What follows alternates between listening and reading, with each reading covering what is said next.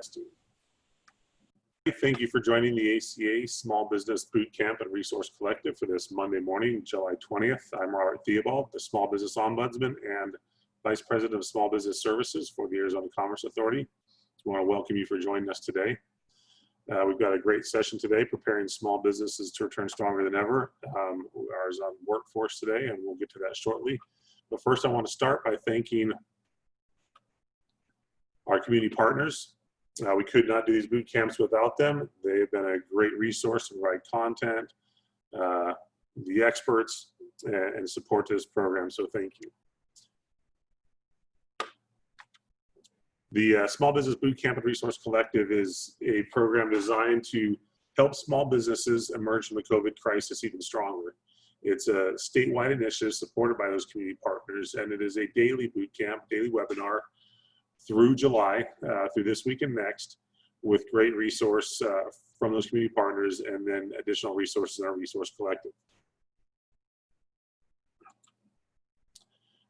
The Small Business Boot Camp goes Monday through Friday, 9 a.m. every day, and we've been doing this since the beginning of May. And all those previous sessions we've done have been recorded and are located on our Small Business Boot Camp website. The link is on the screen. You can go back and look through the different topics, watch any of the previous ones, and download the information from those sessions. As well, the content materials provided by our community partners can be found on our resource collective. It's got all the tools to help equip small businesses to return stronger than ever from the COVID crisis. So this week we have, today's session is Innovative Workforce Solutions to Return Stronger. Tuesday we have How to Become a Seller on Amazon Business Marketplace. Wednesday is Identifying Business Opportunities in a Dynamic Market. Thursday is Overcoming Uncertainty in Your Business. And Friday is How to Correctly Optimize Your Videos on Social Media. Excuse me. So quick updates, the Paycheck Protection Program is still running strong. Congress and the President extended the program, so it's extended through August 8th. There's still well over $110 billion remaining as of July 19th. So there's a lot of funds available for those businesses that haven't received a PPP loan. As well, the EIDL program, the Economic Injury Disaster Loan Program, is still in effect, and that is directly through the SBA on their website. The EIDL Advance concluded on July 11th, but the loan program is still active. Between those two programs, Arizona's received about 120,000 loans for over $11 billion. So it's been a great economic impact for us in the state. So I also want to mention briefly our business services the ACA provides. We have a small business services, and we can help navigate through the SBA and work with the small business development centers, provide the latest updates on small business. Our workforce team, who's going to be with us today in today's presentation, can help with many things related to the workforce, and so we're excited to hear their presentation today. Some of the training programs and other services they can provide. And then our Arizona Manufacturing Extension Partnership, Arizona MEP, is a great resource for all the manufacturers out there that are looking to grow and scale their business. Additionally, we want a quick mention of the Arizona Together website, the state's COVID-19 information page. And this is a quick list, short list of the resources we have on our resource collective, of the guides as well that are out there to help your business return stronger and deal with the COVID crisis. These guides range from construction to retail, salons, restaurants, etc. So all these are available on our resource collective.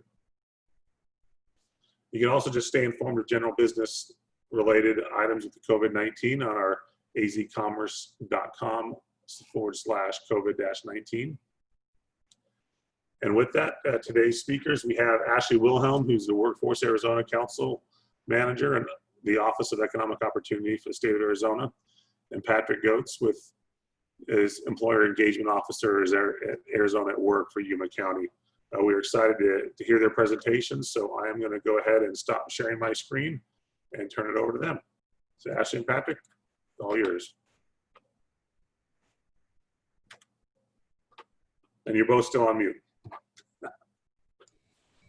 Thank you, Robert.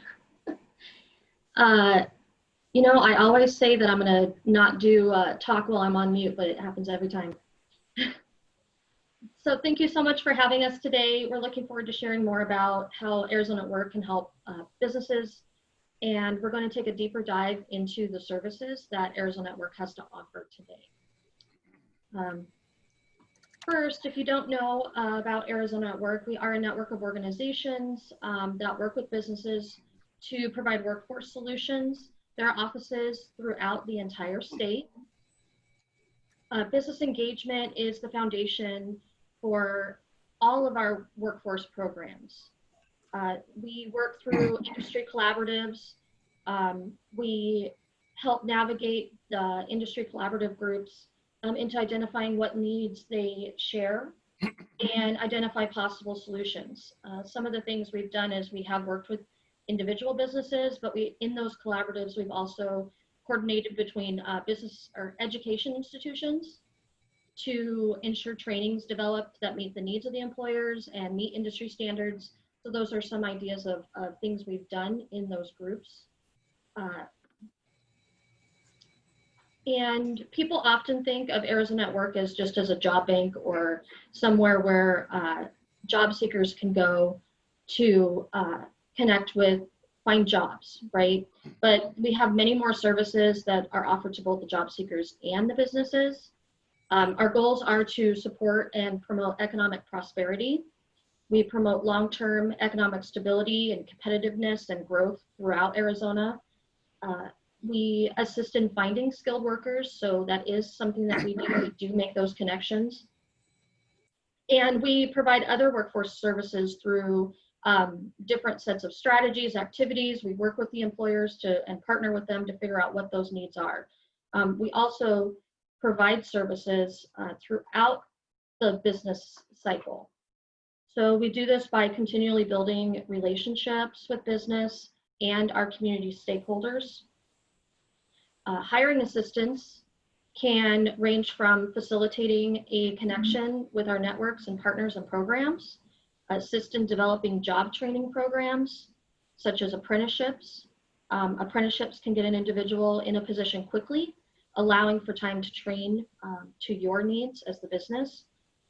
The local teams can lead and assist you with recruiting efforts through direct recruiting, job fairs, highlighting open positions on the website and social media pages. Local teams are also very knowledgeable in labor market trends, economic forecasts of the workforce. They have direct access to data analytics. They use that to prepare the individual in transitioning their skills into new or emerging industries within the community. So if they were working in a certain industry and that industry is either closed down or is moving out of the area, they can work with those individuals to say what skills match with these other industries that are emerging into this community and get them to work right away and help your business grow faster. We also provide that analysis to prepare and manage for economic transition. The local teams work with business leaders to identify programs, resources, to minimize the impact regarding potential layoffs. We provide training to current employees to transition them into new roles or connect to the state's work share program, and that would be discussed later on in this presentation. The business service teams, that's where the process would start. Every local area has a business service team, and they would help you determine what the needs are and how we can assist at Arizona at Work. I'm going to hand the presentation off to Patrick Getz, who is from our business service team out in the Yuma office, and he can give you more details on what kind of things they have assisted through their local office, and that would give you an idea of what's available throughout the entire state. Just a reminder, this is a network that is, the same services are provided throughout the state.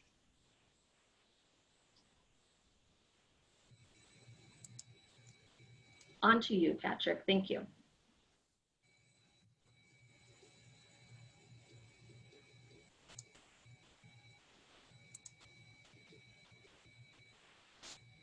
Okay, thank you, Ashley. And we're going to get a little more detailed on what the business service teams do around the state. First, I want to mention that we do have an employer engagement administrator in the state of Arizona. Her name happens to be Kelly Hart. And all the business service teams meet at least twice a week virtually. And so we're kind of up to speed on what's going on. I do want you to know that employer engagement is a statewide system. They have specialized business teams in all of the delivery areas.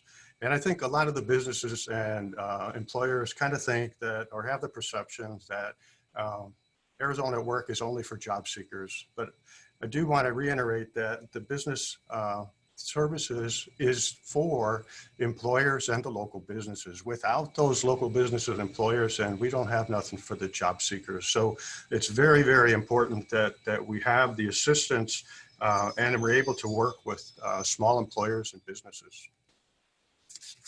I want to go through some of the websites. These are tools that businesses and employers can use. And this particular screenshot here is Arizona at Work. And it has a lot of resources for business owners and employers. It covers the entire state and is designed for job seekers and businesses. So when you get into the website, you can actually click on the business side of the house and get all kinds of different kinds of things that you'll be able to use. And I will tell you that the branding for Arizona at Work is like really cool. Anywhere you go in the state, Arizona at Work is branded. The only difference that you will see is right underneath the Arizona at Work is going to have the delivery area. And most every county is a delivery area. The only one that's a split is the city of Phoenix and Maricopa County, just because the size. So if you look on, you can see my arrow here on locations. If you were to click on the locations, which I'm going to move over to the next slide and show you, and it's going to show you all of the local areas in the state of Arizona. So it's really simple. That's 2 clicks. So, 2 clicks from help. The screenshot is the local delivery areas, and they're all designed and formatted. So if I was to click on Maricopa County and then leave Maricopa County and then go to Yuma County, it's basically the same format. So you're not going to get confused. And if you have a business that we have multiple locations, that's cool, because you can use one delivery area and we will network between ourselves to assist that employer. So when you click into the delivery area, what type of resources are going to be available? One, you're going to have labor market insight. You're going to be able to click on tax credits and incentives. You're also going to be able to look at rapid response, and I'm going to cover that in a little bit and more detail, but rapid response is when you have to downsize or right size due to the economy or maybe even COVID, and we have ways of assisting you with that. And then there's customized recruitments, and I'm going to cover that in a little bit as we move, and then employer development programs. And I'll cover that as well. And employer development could be work experiences, on-the-job trainings, internships. There's all types of different programs that are out there to be able to help the employer. Okay, the other one is this website here. This is the Department of Labor Career One-Stop Business Center. And this is statewide, or nationwide, I'm sorry. So when you look at the different delivery areas just here in the state of Arizona, there's about 2,500, 2,600 career centers across the United States that are designated as career one-stop business centers. And there's all kinds of tools in there. And let me just mention some of those. There's a toolkit. There's the American Job Center Finder, the zip code. If you don't know where a job center is, you can type in the zip code and it will automatically Google and give you that location. It also has a military and civilian occupation enhancement or transfer of services or skills, meaning that if you were in the military or you found somebody that applied for a job in the military, and they usually give you a military occupational specialty, you can look that up by number and it'll tell you exactly how it equates into the civilian world. The other thing that's really neat about this website is for small businesses that don't have job descriptions. And, you know, if you're an employer or a small business owner, you've probably struggled before on trying to come up with a job description. And on this website, they have a job description writer, meaning that if I was to look for a bartender, or I want a job description for a bartender, I could type in bartender and it will list all of the basic skills for a bartender, and you don't have to pay anybody to do that. That's something that's on that website. And then there's train and retrain. There's employee skill needs and training options. And you can manage and retain. How do you manage and retain the employers or employees that you actually have? Then there's a recruit and hire tab on this website as well. And it also talks about how to interview skills, questions that you might want to ask in an interview. And then one is the one-stop locator. The one-stop locator is a web, gives you the locations of all the one-stops. And that kind of does, when you go back to Arizona Work, it'll give you those locations as well.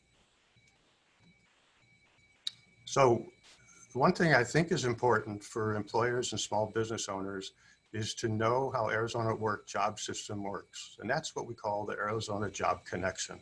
The Arizona Job Connection is a statewide job board. Now you can see this, I took a screenshot on this Friday. So there's about 54,000, almost 55,000 job openings statewide in Arizona. And if you were an employer or a business owner and you were maybe looking for somebody without advertising, if you look at the number on the right, there's 14,474 resumes in the system, and they're cataloged by, let's say you're looking for a construction labor. You could type in construction labor and it'll start populating the different resumes that are out there. But even better yet is that I want to go by delivery area. So I'm in Flagstaff, Arizona, and I'm looking for a construction labor. I can type in construction labor, I can type in Flagstaff, and it'll start populating the resumes of people that have submitted their resumes into the system. Now, how do you do that, or how do you open up a job order? There's two ways of opening a job order. One is the employer or business owner can do it themselves by opening up an account. The important part of that account is that you're going to have a federal employee ID number. And that federal employee ID number is required to be able to open up that account. The other thing you can do is you can call somebody from the business service team and they will open the account for you. They'll ask you a series of questions, you know, things like, you know, who's the manager? How do we contact you? What's the location, the address, the federal employee ID number? And then once you get that information in there, it gets approved by the state. And then we start working on a job order. That's where that job description becomes important as well. I do want to talk about the two different types of job orders in the state. There's public and there's public limited. Public means is that when you post a job order in there, everybody in the world is going to see it. And they're going to know that company XYZ is applying for that position. A public limited is really nice feature for small employers that don't want to be bothered with a lot of people, you know, sending or showing up at the doorstop with their resume. And what that does is that it shows the job order, but it doesn't give the name of the company. And that's where the Arizona Work guys come into play, where those resumes are sent or referred to the business owner without the applicant talking to the employer. So a lot of times we get job orders like that for doctors' offices and things like that that really have small staff and they don't have a lot of time during the day to talk to applicants. The other thing with this is there's just on one button on a job order, and instead of going statewide, you can go national. And the Department of Labor has the National Labor Link. And that means if I'm posting a job for a construction labor in the state of Arizona, but I'm maybe not getting the responses that I want, maybe I click on the national labor link and then it goes to all 50 states. That's what they call the national labor link. If you are an employer that has contracts with the US government, for instance, you have Luke Air Force Base, Fort Huachuca, the Marine Corps Air Station, and they have hundreds and hundreds of contractors that are actually working on those installations. If they have government contracts, their job postings are automatically posted on the National Labor Link. The National Labor Link actually goes into to their system or to their website and actually pulls those job orders out and posts them in the Arizona Job Connection. And this one is actually the information that is actually used to put in the Arizona Job Connection. So this one here is Western Council of Government. And I blocked out some of the information on there. But again, you have to create a user account, have to have a federal employee ID number. And then once that's in there, we have to get it approved. Once it's approved, it's good forever, as long as you post job orders. If you don't post a job order within a year, it actually it deactivates itself, but it stays in the system. And if you call an employer rep or a business service rep, they're able to reactivate that or probably get it reactivated within the day. I would remind the business owners and employers is that it really is good to have a good job description to get the candidates that you want into the system. And also one thing I wanted to mention is in a statewide system, let's say you have a company that has multiple locations. You can use a restaurant, for example. Maybe I have a restaurant in Yuma, Flagstaff, and Phoenix. Well, when I do this job order, I can post it for multiple locations, or I can post it for individual locations, or I could do 3 separate job orders, but I could do one job order and post it in those 3 locations as well.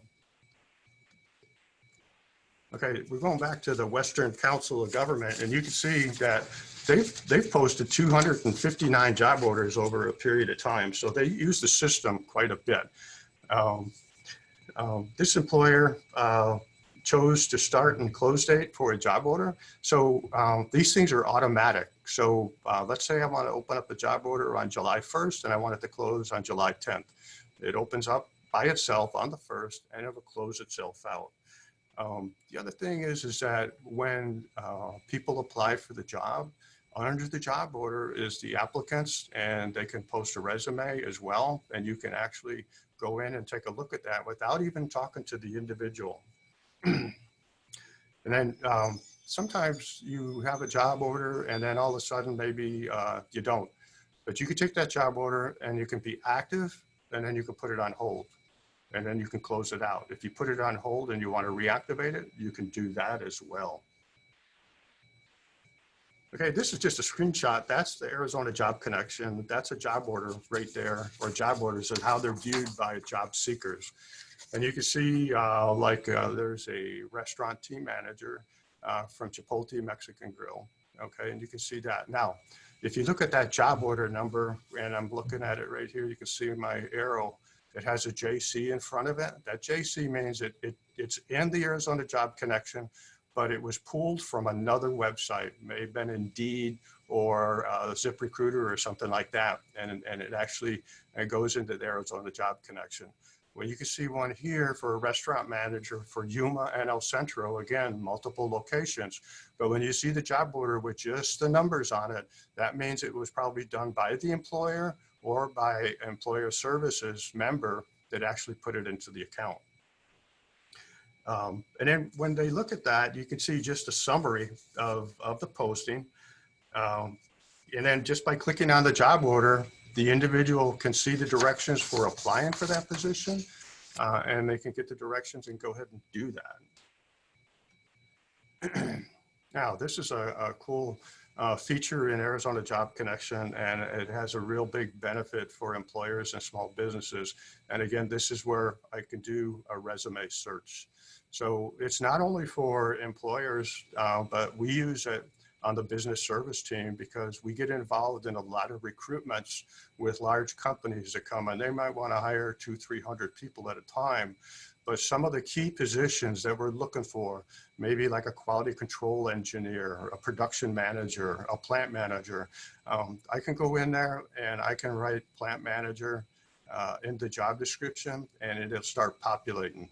And the cool feature about that is that I can tell if that individual, if it says, I'm looking for a plant manager in Yuma, but I found a plant manager that's not working in Phoenix, but on his profile, it will tell me that he's willing to relocate. So I'll take his resume, maybe I'll call him to see if he's still available, and then I'll start working with the employer, maybe for a possible interview. So on that, you can research by occupation and trade. So, and then you can print the resumes out too. You can, they're in a Word document and you're able to print those resumes as well.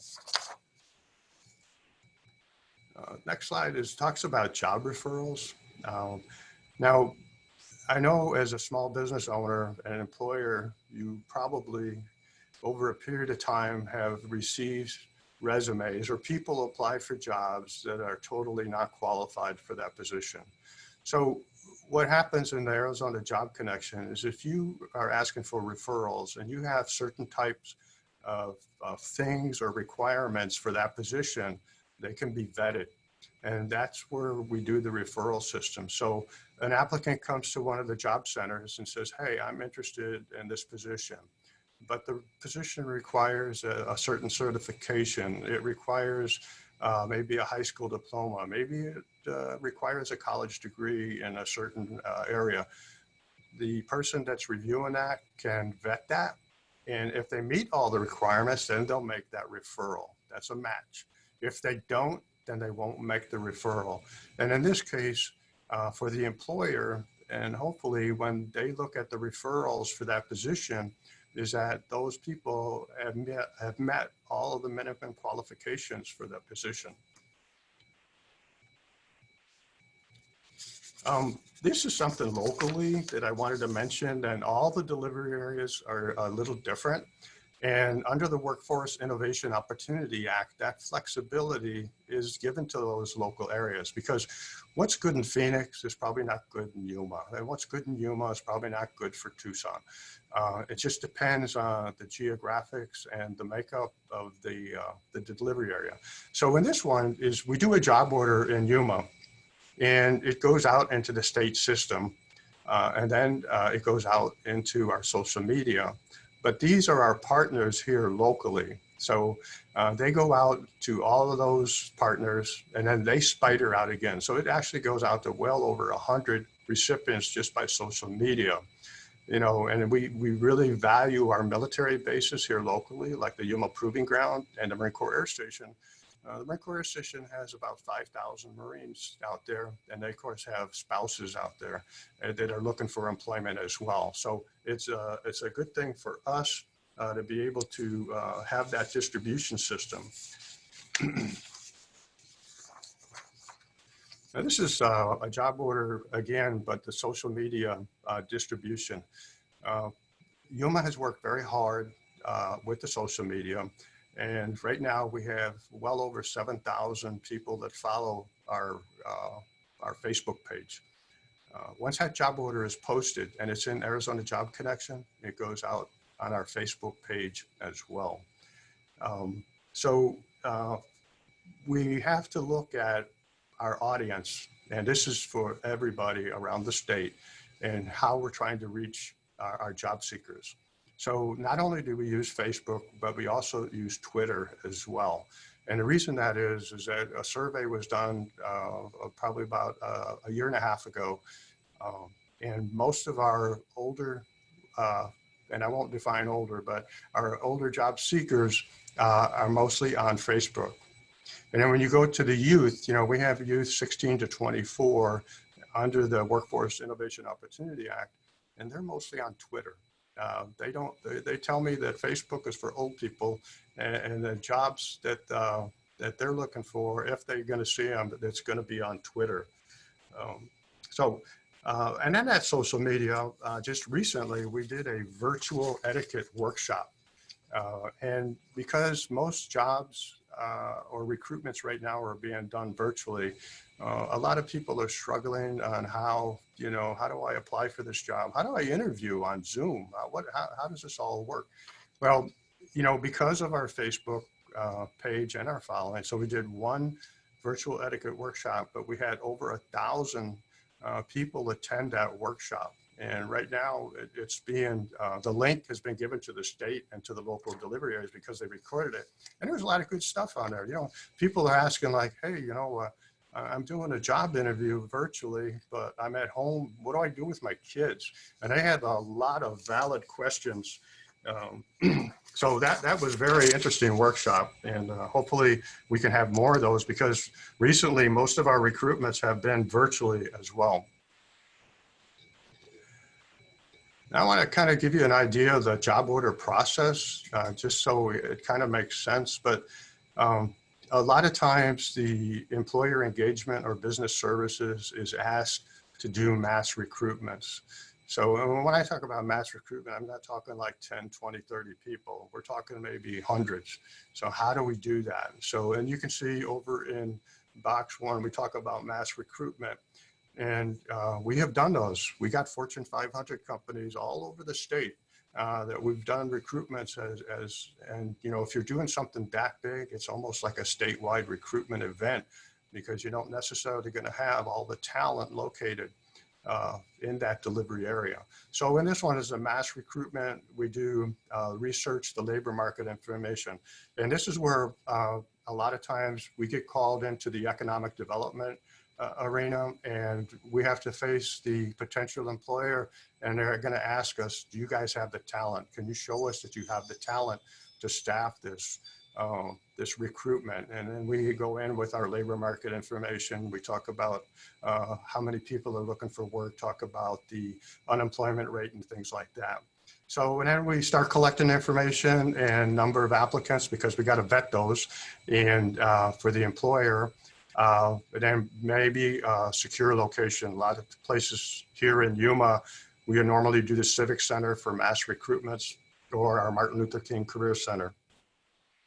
And then we get all the way down to the bottom and provide selected applications to the employer.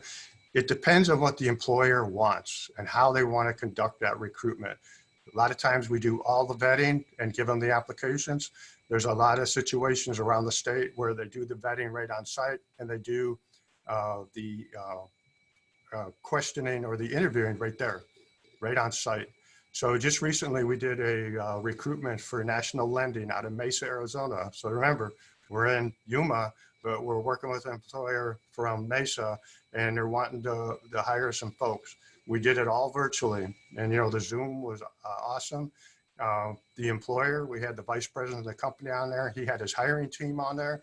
And what they did was 2 weeks before that, we start collecting resumes virtually. We vetted them.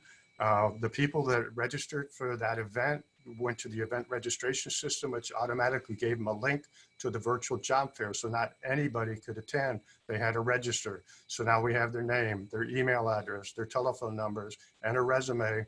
And now they're on the virtual recruitment. The vice president says, I want to interview Mr. Smith. Mr. Smith gets put in a room with the vice president. They do an interview. The interview's done. The vice president comes back, and they let that individual go, and he may be recalled later for another interview. The one probably that you guys are more interested in, or the small business, would be for a repeat business or just a regular job order. And again, once you establish that account in the Arizona Job Connection, that's your account.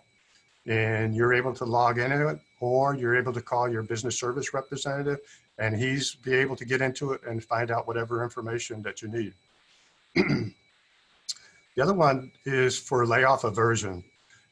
Layoff aversion is like a company's going to downsize, a company's going to close, but we need to get the employer engagement folks involved, and we need to get out on site, and we need to work with the employer. A lot of times the people are being laid off. We know of companies that are hiring, and we try to make that connection before the layoff actually even occurs.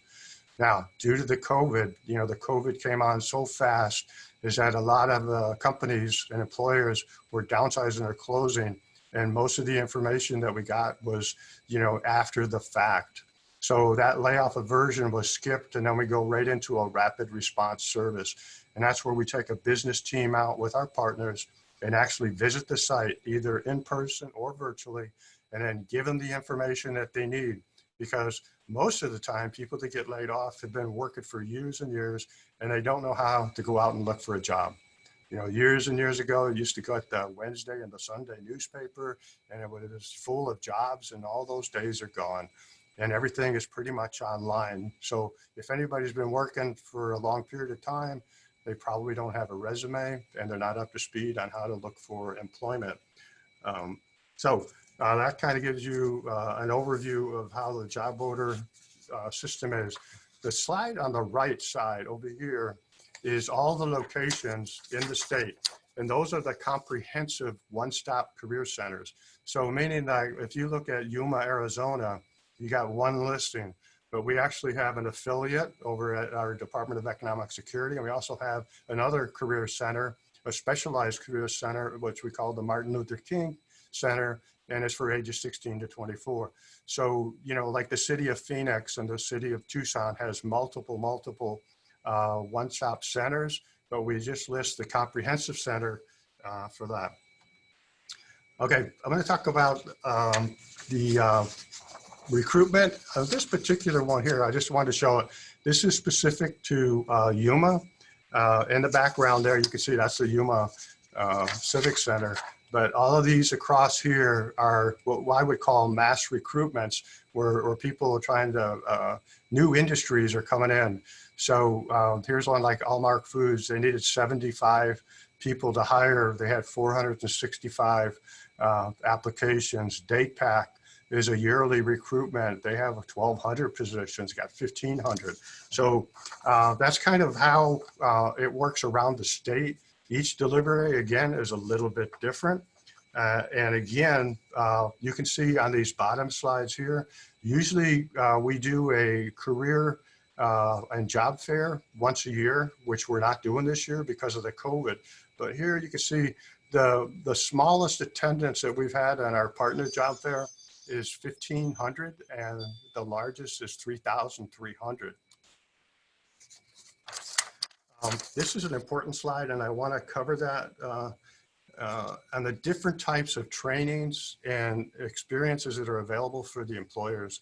The first one is on-the-job training. If you're a small employer or a business owner and you want to hire somebody and train them, get with your employer engagement team. On-the-job training is available in all the delivery areas in the state of Arizona.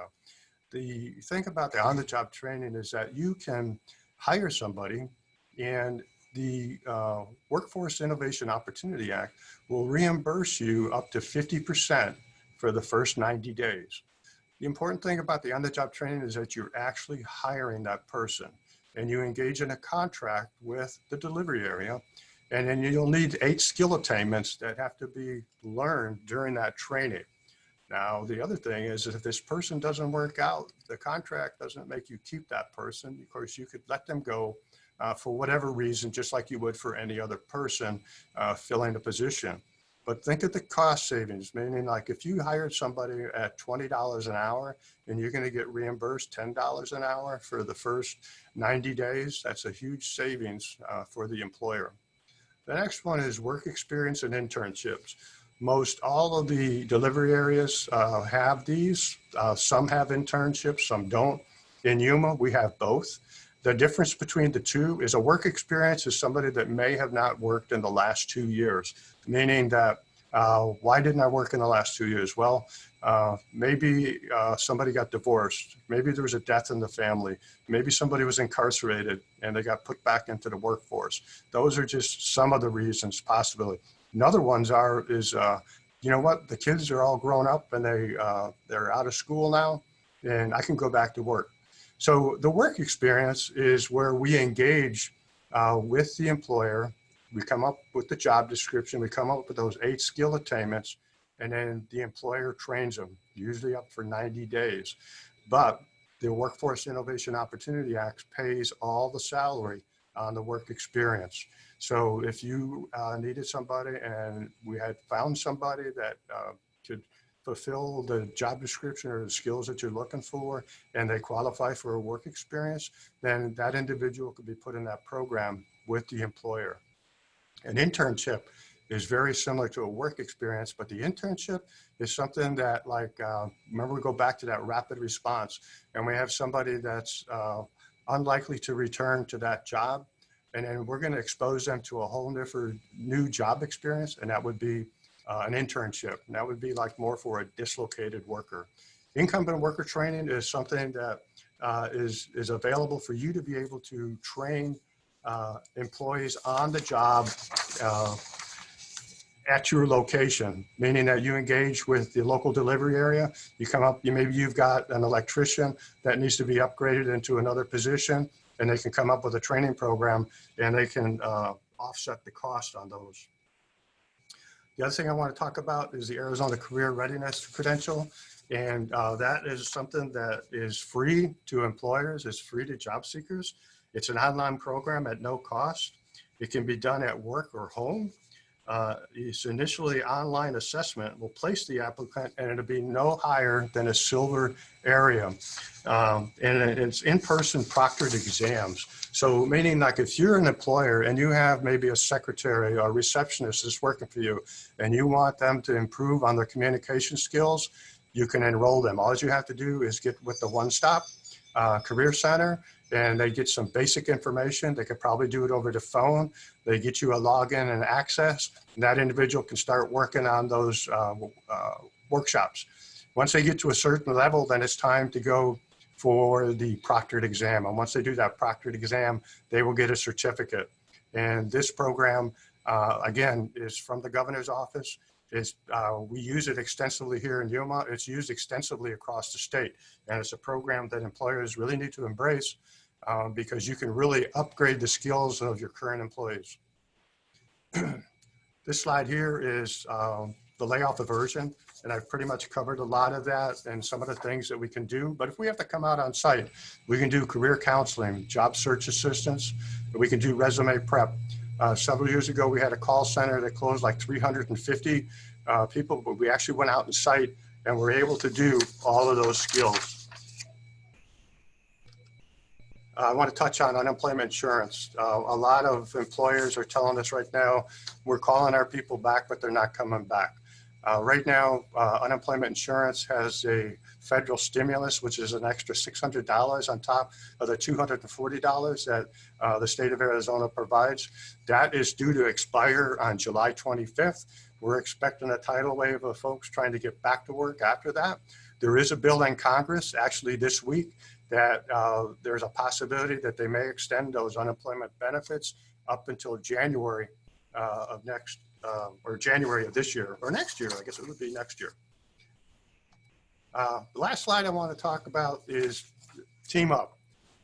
It's at that slide over here on the left. That's my director, Nydia Herrera, and myself, and we write an article for the Chamber of Commerce every other month. We did do it every month, but the magazine distribution has changed. You know, you got to get out and partner. Nobody can do it alone these days. And if you're not part of the chamber, be part of the chamber. And if you do go, or if you don't go, seek out a business rep. Go to Arizona at Work and seek out that business rep. And I'll tell you some of the things that happen because of teaming up and teamwork is things that has happened here. When we're working with employers and employers tell us, hey, we need a certain type of training. Well, we get with the college and try to make it happen. And just recently, we had a manufacturing certificate, 2-year certificate that is approved and gets started here in August. We also have an electrical apprenticeship program that starts in August, which is statewide approved. But the one that we're really proud of is the police academy here locally. It was done with Arizona at work, and it was done with the city of Yuma and Arizona Western College. And I'll give you kind of an idea of the savings.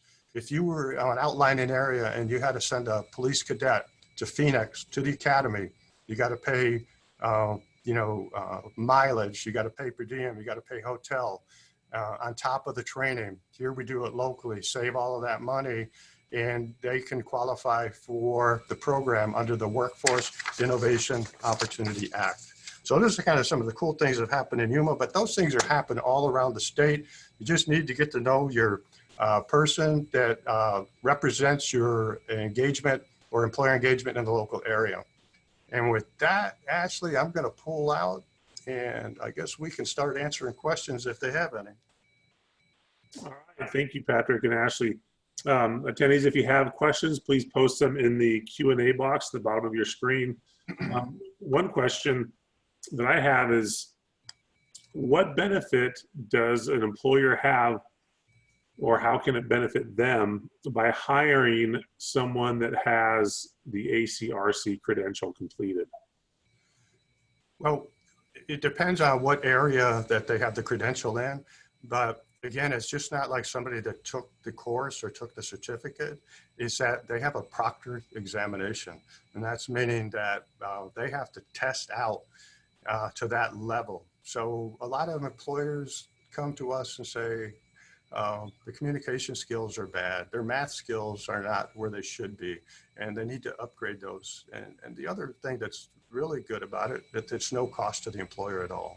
And you're upgrading the skills of current employees, potential employees at no cost. So if I'm an employer and I'm hiring somebody and I see somebody that has, let's say a silver ACRC, that just means that they already have a defined set of skills that they've proven through the testing procedures. That's correct. So it goes beyond just saying that on their resume that they have them, they actually have a certificate that verifies that they have a certain skill set. Yeah, Robert, in some of the larger delivery areas like Phoenix and Tucson, they're actually making it a requirement on some of the job applications. So, they may have something like a high school diploma or GED, and then they may list the ACRC credential that's required as well. Excellent. Again, if you have questions about any of these programs, please list them in the Q&A box and we will get to them.